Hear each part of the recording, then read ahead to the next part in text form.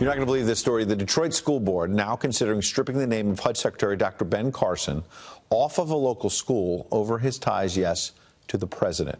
The Benjamin Carson High School of Science and Medicine could eventually be renamed after the late Aretha Franklin because, according to one school board member, having Carson's name on the building was, quote, synonymous with having Trump's name on our school in blackface. Joining me now, Charlie LeDuff. He is the Pulitzer Prize-winning journalist who has covered the Detroit area extensively. He's author of the new book, be careful with this, Blank Show. The country's collapsing and the ratings are great. Good to see you, Charlie. Good to be here, man. So my folks here at the show put together an incredible packet about really awful statistics, frankly, about the drinking water in Detroit schools being despicable, about some of the kids at the Ben Carson School. 8% of the students at the School of Science and Medicine are proficient in math. 8%.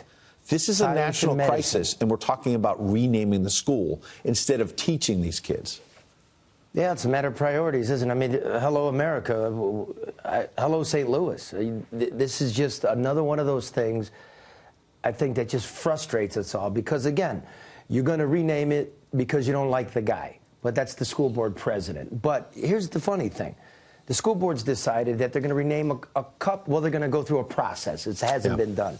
But they're going to rename schools that don't reflect the community or its history. So why in the world are they also considering renaming Frederick Douglass Academy? You get what I'm saying? Over half the schools have lead poisoning, so they have to shut off the fountains. 8% proficiency in math. 30% proficiency in reading, and this is what we're doing, and this is why New York's calling. I want to get back to the reading and math, which seems the most important part of this discussion, but I can't let pass what you just said. So there's another school named after the great Frederick Douglass, and there are people who want to take his name off of school. Why in the world would they do that? They want to, I don't know. We're going to have to let it shake out. Again, it's a process. It goes to another board and we vote on it. But let's get down to the real issues in the city and the country. The kids aren't learning, and just blaming their parents isn't going to work, because you know what? I came from a house that wasn't exactly, stable all the time. But when you go to school, when the kid leaves, his boat's supposed to have risen a little bit. Whether his home's messed up or not, he's supposed to be able to do math at better than 8%. And we're sitting here arguing over the name of the school in Ben Carson. It's criminal, really. It's ridiculous. But I don't want to just sit here and bash Detroit. You're there, it's awesome. And you love the city.